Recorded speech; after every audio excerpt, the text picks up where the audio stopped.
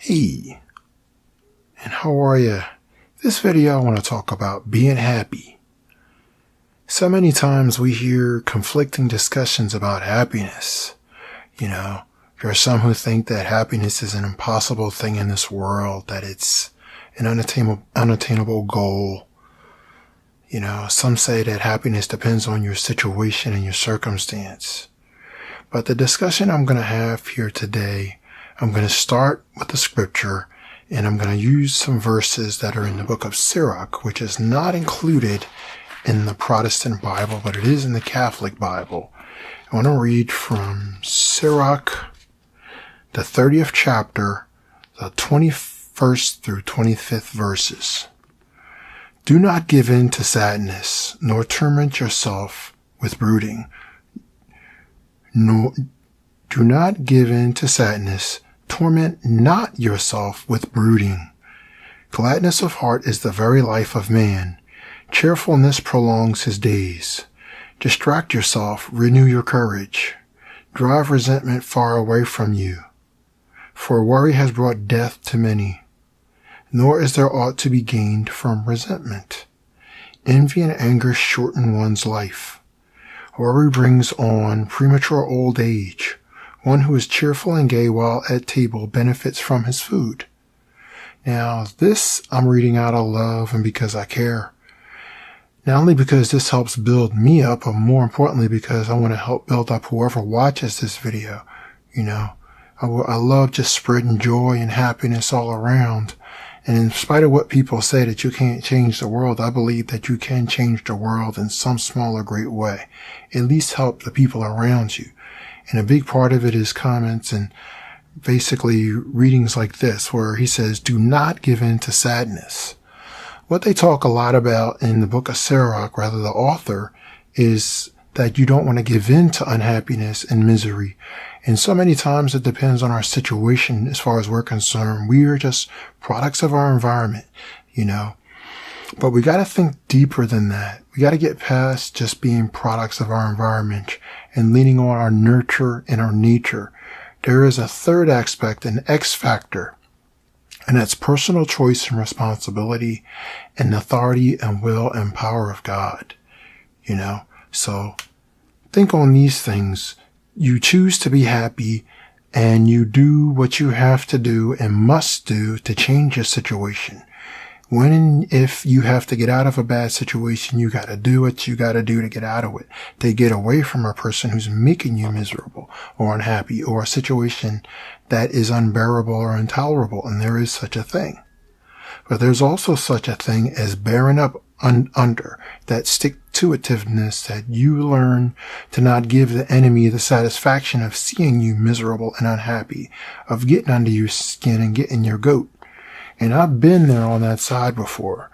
I've had problems in the past with being angry, resentful, being hurt, dealing with hurt feelings, struggling with forgiveness. I've been there, so I'm not coming to you as some kind of perfect person that presumes to be better than you, because I'm not. So the point is, I want to speak as someone who has learned and who wants to help others also.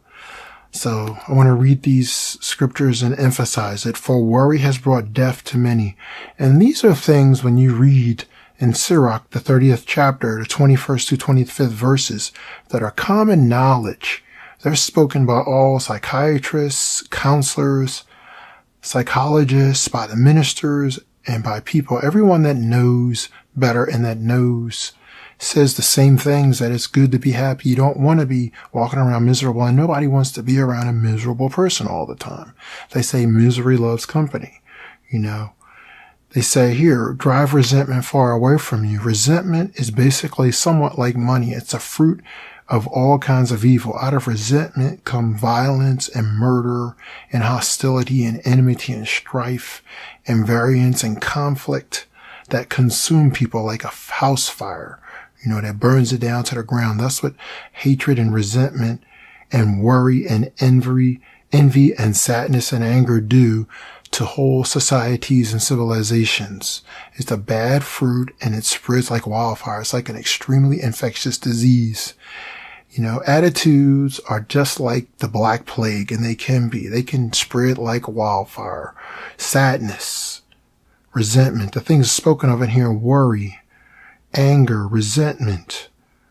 These are the things that we have to work on getting out of our spirit and out of our mindset and keeping it out of our mindset. And when we see it creeping back, you got to get on your knees and wrestle with it in prayer and do whatever you have to do to keep those kind of things out of your mental and emotional makeup.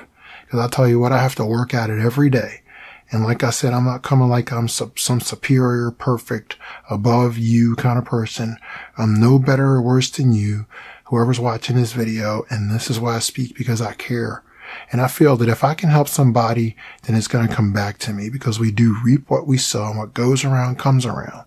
So as much as I can help somebody that watches this video, I'll be helping myself and everybody else.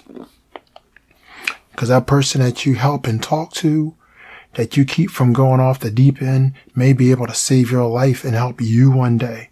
It may be that person that you don't help that goes off the deep end that might end up victimizing you in a crime or a criminal act too, or becoming a real burden to you, So it's really important for us to take care of our attitude and keep it in check and work on it every day to keep our mindset positive and happy and above water. So just some food for thought. Hopefully it sinks in, because I definitely think on it every day. And it's something you do have to think on every day and focus on. It's a attitude of one day at a time, self-improvement, and getting a grip on yourself and keeping a grip. This is not a one-shot deal where you just think it over once and then you're okay for the rest of your life. It doesn't happen that way. So hopefully those who watch are helped and strengthened by what I had to say. Peace.